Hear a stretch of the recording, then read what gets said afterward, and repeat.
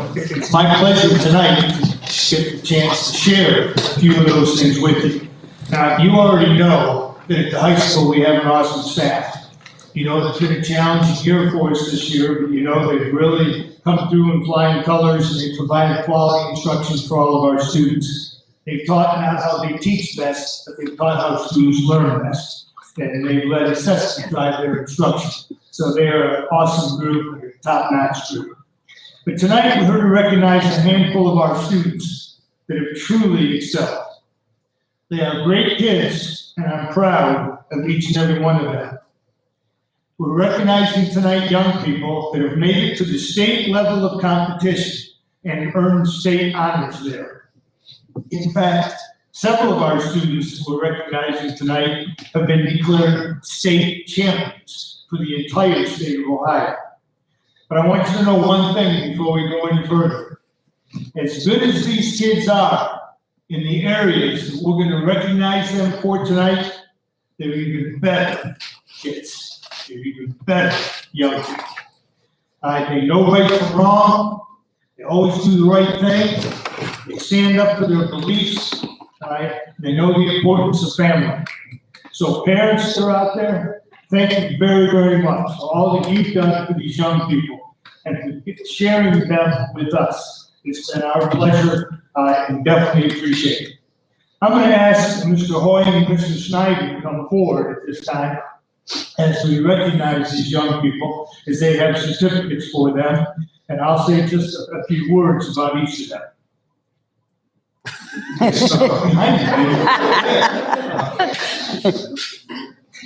Okay. And by the way, pictures are permitted. All right, so if you want to get a picture of your son, your daughter, all right, that certainly would be great. I would love to have had the opportunity to have them come up on the stage, shake the hands with our board members. Due to social distancing, we're not going to be able to do that, but we certainly want them to come up here forward when we recognize them. First person I'm going to talk briefly about is Josie Davis. Josie, come on forward.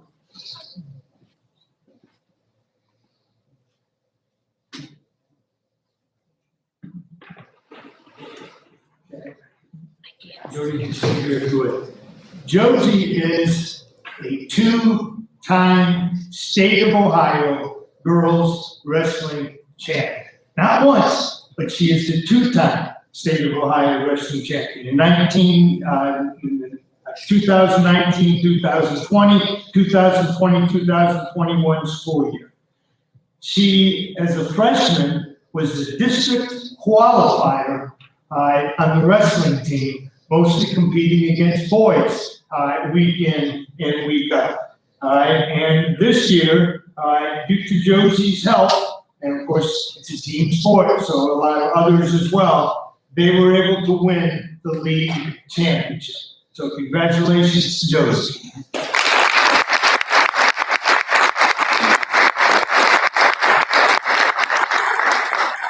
Next, Kate Abbott.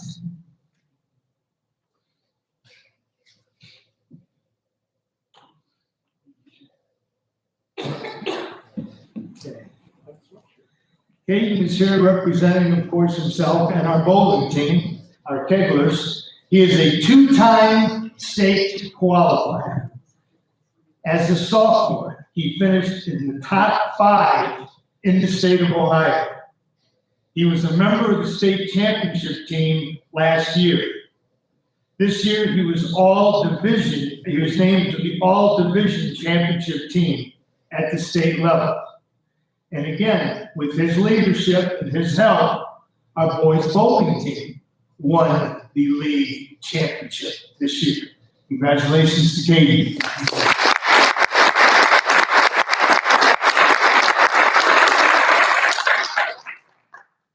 Next, I'd like our guy swimmers to please come forward. And I'd just like the whole group to come up at one time.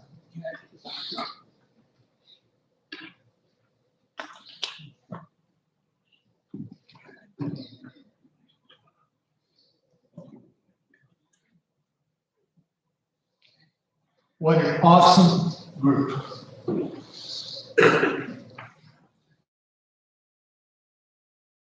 Like you heard me say, some people not only excel in either a sport or another event or activity, but they're even better students. These guys here, just as Josie, just as Kate, the exact same thing. You know, talking to Mr. Hoying, he told me that it's been over a decade since we've had an individual qualified at the state tournament in an individual swimming event. This year, we had two. This year, we had Jared Payne, who finished 12th at the state in the 100 free individual event, and Jared Payne, who finished 9th in the 200 individual medley. And our second state participant in an individual event was Jaden Humphrey, who finished 23rd in the state in the 200 back. So not only did we have one state qualifier in an individual event, but we had two. First time in over a decade, since 2009, I believe, was what I was informed. And then all of these individuals that you see up front participated at the state level in the 200 free relay. Jaden Humphrey, Jared Payne, Baden Brewer, Javon Boyd, and Tyler Overhost. They finished 15th in the state in the 200 free relay. And at the same time, in the 200 free relay, they set the school record for time. So they competed at the state, finished 15th in the state, and they set a new school record. Then we go to the 400 free relay. And no surprise, the participants were Jaden Humphrey, Jared Payne, Baden Brewer, Javon Boyd, and Tyler Oberhoser. They finished 18th in the state in the 400 free relay. And you guessed it, once again, they set a brand new Sidney High School record. So that is phenomenal. And if there's one other thing I'd like to tell you about them before they sit down, and that's this. Obviously, swimming is important to them, but academics are extremely important as well. If you average their grade point averages together, it's over a 4.0 grade point average for their high school record. So congratulations to them.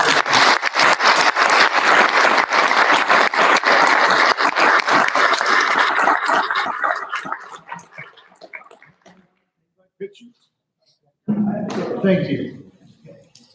Next group, I'd like our 3 American Legion test folks to come forward.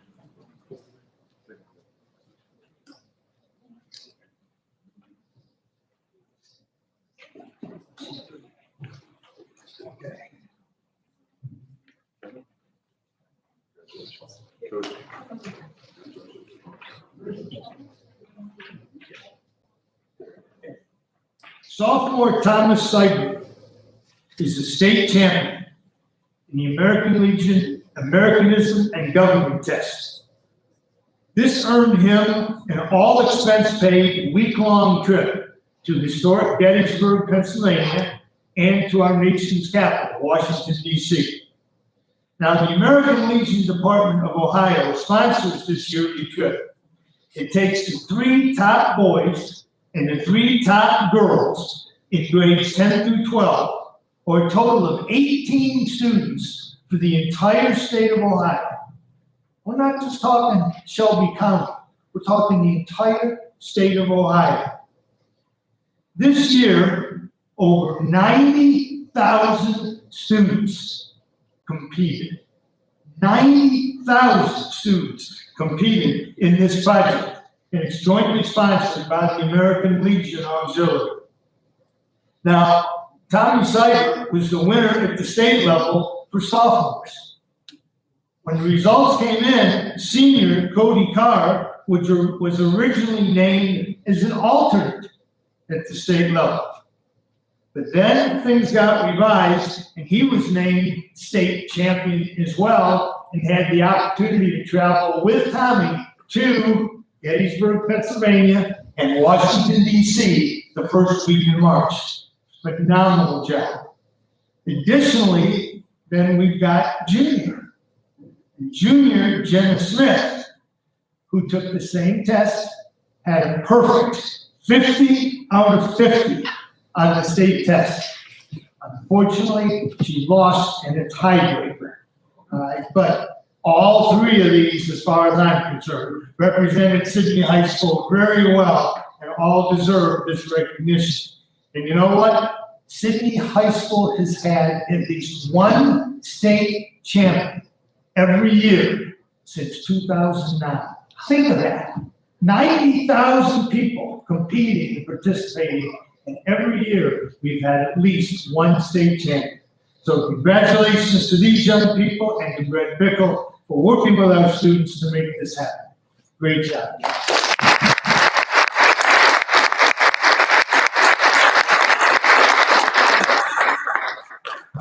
Last but not least, let's have the members of our grain merchandising team come forward.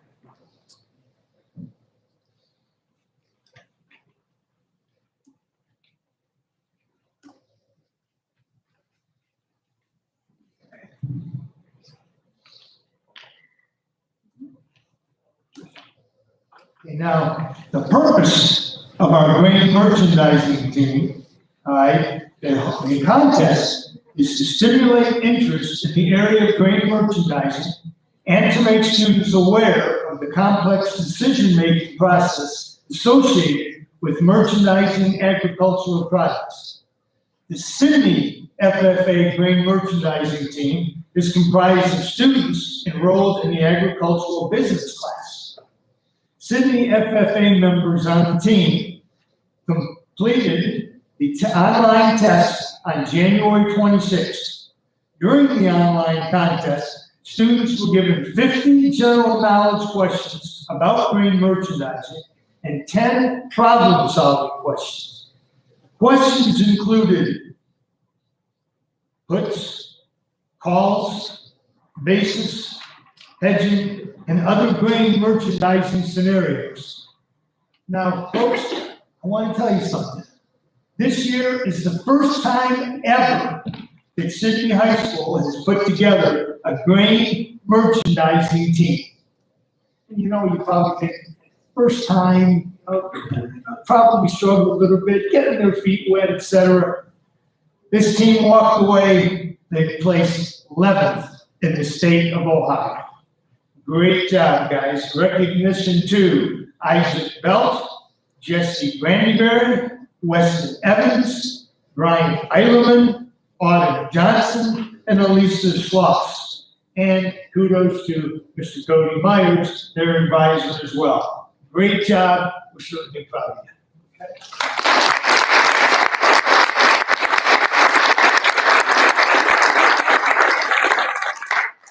I think it's pretty easy to understand why I can stand here and tell people that I have the best job in Shelby County. Thank you very much for allowing us to do this tonight.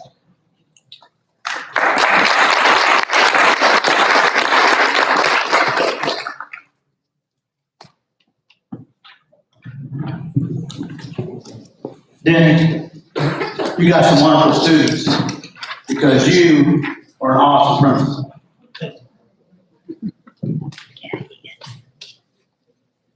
Senior voices.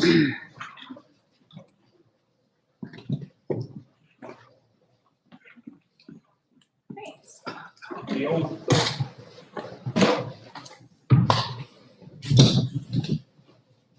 Hello. I'm afraid the only bad news I have for everybody tonight is that Denny Morrison really doesn't have the best job in Shelby County because I do. I get to teach English at Sidney High School. You got the best boss. I do. It was 2:30 on a Thursday afternoon, March 12th, 2020, the day Mike DeWine announced a statewide 3-week closure of all schools. We didn't know it then, but it was also the last day the class of 2020 would be together in the halls of Sidney High School. The students at Sidney High School left that afternoon for a scheduled week off. It was spring break. Friday, March 13th was a planned staff professional development work day. Preliminary plans were already being set on how to manage what we thought was going to be an extended spring break, with a first attempt at online learning. In a few short days, teachers were building Google Classrooms and attempting instructional videos on YouTube. Thinking we were planning for a few weeks of remote instruction, we soon found out we had to design a way to deliver instruction for the rest of the year to kids who may or may not have devices, and to children who may or may not have reliable internet connections. This was no easy task, and these were not easy times to manage. But I am so proud to be a part of the staff and the way we responded to this challenge. Rather than being paralyzed by intimidation, we embraced the opportunity. Most teachers learned how to teach synchronously and asynchronously. Teachers found some really creative ways to reach students. There were front porch projects, delivery of materials, 24-hour email responding.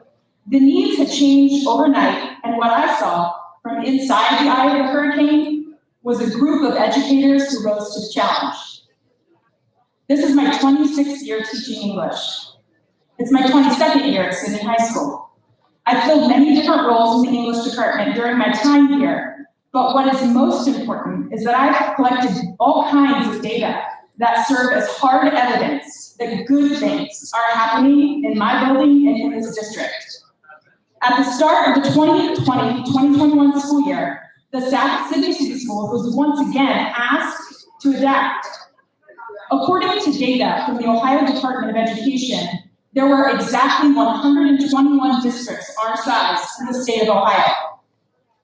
As of September 2020, only 16 out of the 121 districts were delivering in-person instruction 5 days a week. Sidney City Schools was one of those 16. Our teachers made that happen. Our administration and cooks and secretaries and custodians and aides made that happen. We knew it was what the community needed, and we delivered when 105 schools our size could not or did not. The same data reflects that just a few short weeks ago, February 17th, 2021, of the 121 districts our size, only 45%, not even half, were meeting in person 5 days a week. We have been delivering consistent in-person instruction 5 days a week without closures. In addition to in-person instruction, many teachers are also answering the call of students who chose the remote option this year. This looks different in every building. In my building, I teach 6 in-person English classes and then live stream 1 class to students remotely. The challenges of the last year made me a better educator. I venture to guess that it has made most of us better educators. We've worked differently, stretched our comfort zones, and found new ways to reach students. Most of my day is spent with seniors. I teach College Credit Plus and other English classes. I've been teaching CCP classes since before they were called CCP, way back when they were called dual enrollment. I thought it would be interesting to give a little insight to the CCP program. This program affords students the opportunity to earn college credit while in high school. It was the state of Ohio's answer to solving the rising college tuition cost. The state of Ohio did what the state of Ohio usually does, and saddled high school with another unfunded mandate as their solution to a much larger problem. Each district would need to pay the cost of each credit hour that their high school students earned. There is a ceiling and a floor to this cost. The ceiling looks like students leaving Sidney High School en masse to attend a community college or even a university of their choice to earn high school and college credit at the same time. And the ceiling price for a district to pay is $166 a credit hour when the student leaves campus. If we can keep the students here at our high school with a qualified CCP instructor, we can pay the floor price for the credit, which is $41.50 a credit hour. I teach English, keep that in mind, and I'm about to do public math, so I'm really nervous. That is a savings of $124.50 a credit hour. However, along with this unfunded mandate, the state of Ohio also mandated new requirements for high school teachers in order to be qualified to teach these classes. For example, when I first started teaching CCP, I already had a master's degree in applied behavioral science. The state of Ohio required that instructors have a master's degree in the subject of their specialty or attain 22 additional graduate level credit hours in the subject area they were teaching. That meant if I wanted to offer these courses, I needed to go back to graduate school again and earn another master's degree or 22 additional credit hours in English. There is absolutely no monetary benefit for a regular high school instructor to teach CCP. There is only a monetary benefit to the district. How much money? This year, we have 156 students enrolled in our CCP program, taking a total of 646 classes for a total of 2,016 credit hours. If there were no qualified instructors at city schools, we would be charged the ceiling for these credit hours, which would be $334,000, roughly. Those same credit hours earned at Sidney High School would only cost $87,399. This is a potential savings of $247,257. The 2016 credit hours earned this year is a mixture of students who primarily take classes here and some who take classes at Edison. I know all of this seems like a lot of detailed information, but I think it's essential. One of my favorite authors, Brian Stevenson, urges all of us, you can't understand most important things from a distance, you have to get up close. What I know from my time in this school system is that most of the negative originates from a distance. When you get up close and truly dive in and try to understand the intricacies of the decisions that have to be made and the people who are doing the work day in and day out, people generally walk away understanding positive. I've been living up close in this district for many years. There's a lot of good in this hall at Sidney High School. I encourage more people to get up close. Get up close as you reflect on the last year and how much we have had to overcome as we still deliver instruction and met the needs of our students. There are always things we can find to complain about, but as I reflect on the past year, I see a staff that has adapted to monumental changes, a staff that was part of the very small 13% of schools in Ohio that was able to deliver in-person instruction since September.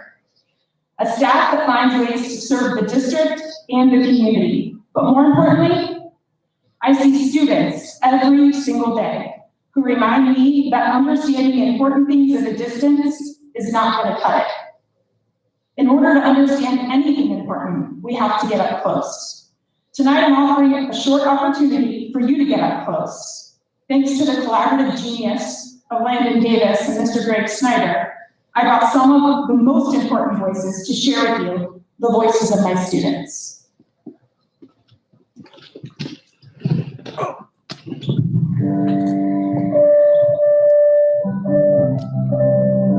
The past year has given us all time to reflect. A lot of my time is spent thinking about the students I work with each day. In many ways, they have weathered the conflict and uncertainty of the last year with more grace than most of us. Their voices are often overlooked and their knowledge is consistently underestimated. I learned a while ago that one of the most powerful acts we can do as educators is to listen. This week, I asked them to write about what they wish they heard from more adults in their lives and in our community. The result is pretty powerful. Here's what they had to say when asked, what do you wish more adults would say? I can show you how instead of judging. Decisions can always be changed. It's your choice. Please take time for yourself. Your opinion is valid.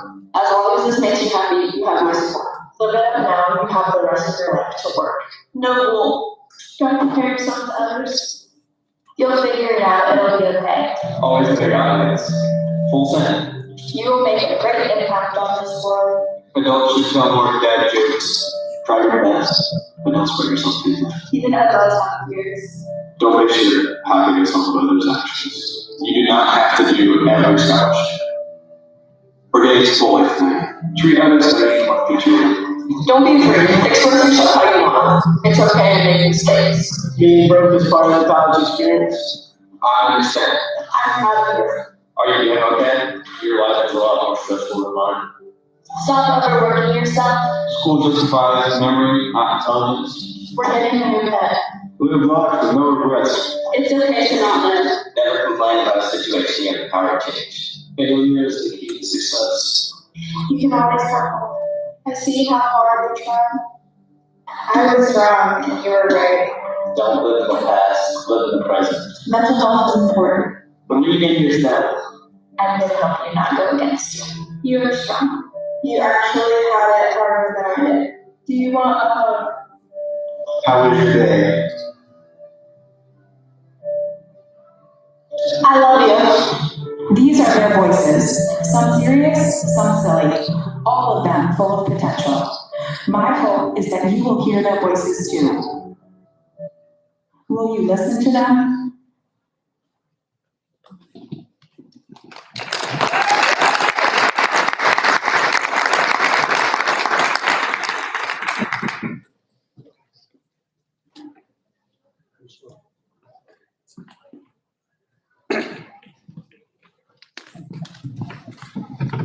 Thank you. Thank you very much. Mike, treasurer's report. All right, thank you. All right, I'd like to request a motion to approve the minutes, financial reports, and invoices paid as presented. So moved. I'll second. Mike, Bob, Linda. Any discussion? And I have just a couple brief comments over the financial narrative. Revenues, we are looking very well at this point of the year.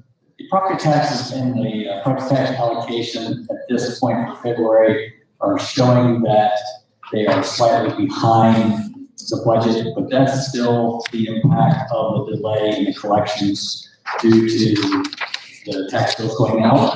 I fully expect those to come right in line with what we budgeted when we received the final payments this month. And so I believe that the March is going to reflect very nicely as compared to budget. And even with those delays and those collections, the overall revenue is still nearly 1% more than what we originally budgeted. On the expenditure side, we still continue to see salary and benefits, supplies and materials, and capital outlay performing better than we had originally budgeted. Purchase services are lagging slightly behind, but less than 1% of where we expected them to be, and no real concerns there. And the overall expenditures to date are nearly 5.5% better than what we originally budgeted. So we're seeing very nicely 8 months into the fiscal year.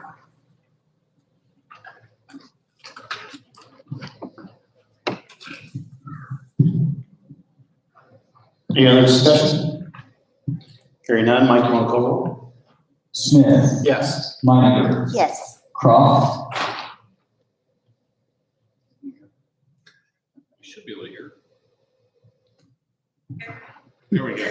Yes. Okay. Locke. Yes. Schopner. Yep. Motion carries.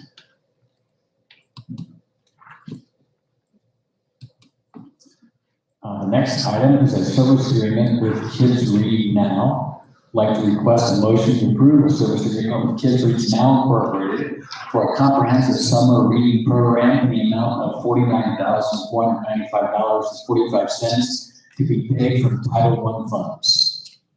So moved. Motion. Michelle? Second? Second.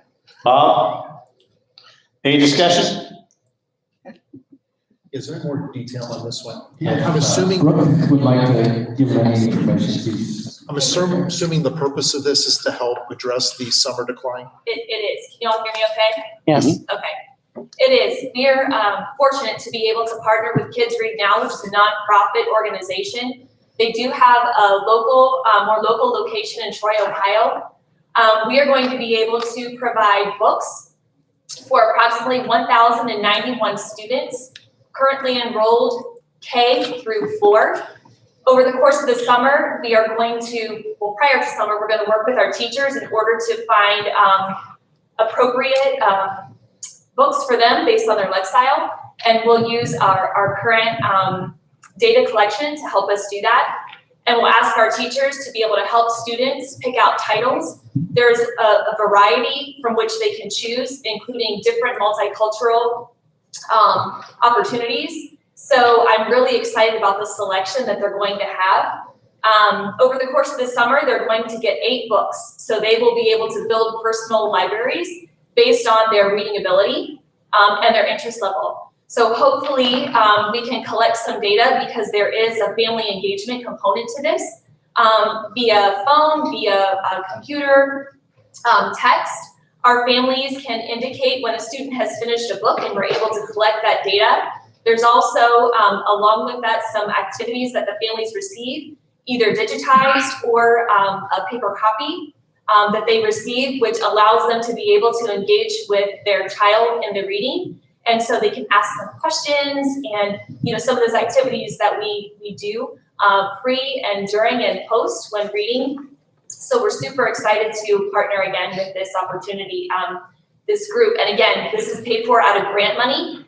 And actually we were able to bring our costs down a little bit further, because we qualified for an additional grant with Kids Read Now, and that saved us $5,000.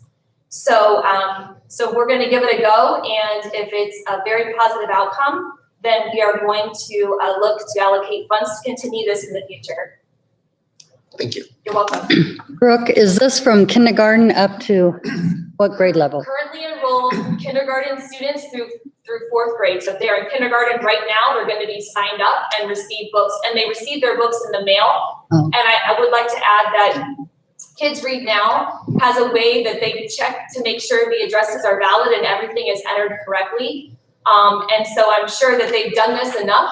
And there are other districts who have partnered with them as well, so that they have a kind of a fail-safe system, so that if families move over the summer or something comes back undeliverable, they have a means to try to reach out and make that connection.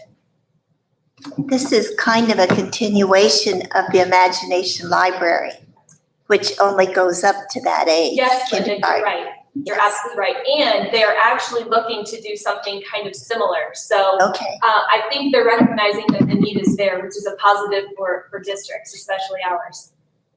Back when I was a Title I teacher, we would have Title I nights, and every spring we would bring in the parents, of course, feed them, but we'd also demonstrate how to work with your child. Will teachers be giving any assistance to the parents? Some parents say, well, I don't know what to do with this book or with my child. So Shelley, that comes through the company. They share information with families of ways to interact. And the families can do as much as or as little of that as they'd like. We'd hope that they would take full advantage of the program. However, what's most important to us right now is that we get books in the hands of our kiddos. Mm-hmm. Thank you. Anybody else? Mike, on call. Lott, Yes. Smith, Yes. Minor, Yes. Croft, Schaffner. Yep. Motion carries. Superintendent's report? Request a motion to approve the personnel items as presented. So moved. Second? Bob and Linda? Any discussion? Hearing none, I'm gonna call roll. Smith, Yes. Minor, Yes. Lott, Yes. Croft, Schaffner. Yep. Motion carries. Next, I would request a motion to approve the revised job description for building secretarial positions. Got a motion? So moved. Shell, second? Seconded. Bob? Any discussion?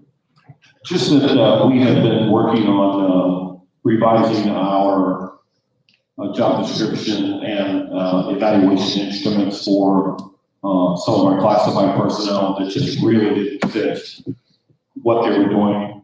I want to thank Diane Boris, who kind of led that team. The team got together and we're working on these to revise the job descriptions, and we have matching evaluation instruments now for that we'll start using for next school year. Anybody else? Hearing none, Mike, can I call roll? Lott, Yes. Smith, Yes. Meininger, Yes. Croft, Yes. Schaffner. Yep. Motion carries. Next, I request a motion to approve the resignation of Bill Hickey from the UVCC board. So moved. Bob, Second. Michelle? Any discussion? Hearing none, Mike, want to call roll? Smith, yes. Lott, Yes. Croft, Meininger, Yes. Schaffner. Yep. Motion carries. Okay, on legislation report, Bob? See if I can read it. Okay, legislative report for the March meeting. House Bill 2. This was a bill that I brought up last month, and it regards the broadband expansion and is an attempt to establish a solid framework to begin to address the broadband gap in over 300,000 Ohio households. It had previously passed the House, and the bill is currently going through the Senate Financial Institutions and Technology Committee. And I'd also like to add a note, even though I don't have it in here, that there was a very similar Senate bill that had passed the Senate. So I would expect some sort of reconciliation between those. House Bill 67. This bill exempts schools from the requirement to administer the American History End of Course exam, provides flexibility on the administration of state assessments by lengthening the testing window, extends the use of final grades in lieu of end-of-course exams through the 2023-2024 school year, and requires the Ohio Department of Education to seek a federal waiver from accountability requirements. The Senate Primary and Secondary Education Committees have started informal hearings. And the important thing in there is it's a House bill, so it's already cleared the House and it's to the Senate now. House Bill 170. This bill provides fundings to schools through the Elementary and Secondary Schools Emergency Relief Fund. The House Primary and Secondary Education Committee has started sponsor testimony on the bill. The Senate Finance Committee held sponsor hearing on Senate Bill 111, which is very similar. So once again, I would expect these two kind of to go through some sort of reconciliation. And Senate Bill 19. This bill requires the Ohio Department of Education and other state agencies to reduce regulatory restrictions by 30% by 2025. This bill was passed by the Senate 25-8. I have a governor note. Governor DeWine has asked school districts to design plans to help students make up for any lost learning due to the pandemic and to submit those plans by April 1st. A president's note. President Biden signed House Resolution, I hope I have this one right, 1319, the American Rescue Plan of 2021, which includes $122 billion for elementary and secondary education, as well as $2.5 billion for IDEA Part B and $7 billion for E-rates, and I know we make use of E-rates. And a State Board of Education note. The State Board of Education passed a resolution by the vote of 16-1 to encourage legislative changes to graduation for the class of 2021, to use final grades from this year in lieu of end-of-course exams, workplace readiness criteria in place, and recommendation for the student's principal in consultation with teachers and counselors for the graduation requirements. I misread that, sorry. And that's the end of the legislative report. Thank you, Bob. Michelle, UVCC report? On February 22nd, 2021, the UVCC board had its regular meeting. Want me to use it? Does that have to be read? No, it goes out to the YouTube. Okay. Following the pledge, we had a moment of silence for Mr. Bob Luby, a former board member who recently passed away. Mr. Hawk, the superintendent, certified the appointed members, followed by Mr. Fraley, the treasurer, administering the oath of office for all the appointed members. Mrs. Reeves, board president, led the discussion of the 2021 committee assignments. Matt Meyer, director of student services, gave a 2021-2022 enrollment update report. Presently, the enrollment numbers are down 58 students from 1 year ago. Currently, the number of total students accepted is 495. However, Mr. Meyer is hoping the fall number will be 550 juniors enrolled. There will be a summary recovery program for those students who are lacking the required 7 credit hours to get into the career program. Mr. Hawk mentioned that the UVCC has used 9 calamity days. He also stated that only 1 student is out due to close contact with someone who has COVID. Mr. Fraley gave his financial report. He reported that revenues are up, but so are expenditures. Then the board approved 9 donations, an out-of-district learning experience, fee schedule for the satellite programs, and the high school calendar. The board also approved the 3.5 increase on the base salary effective July 1st, 2021. We also approved certified and classified employment contracts. Thank you, Michelle. Do we have need to go to executive session? See the motion to adjourn? Also move. Linda? Second. Bob? Any discussion? Hearing none, Mike? Meyer, Yes. Smith, Yes. Cross,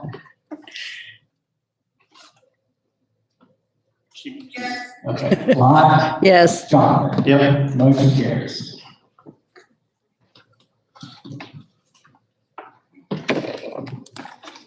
Bob, are we having any summer school programs to help kids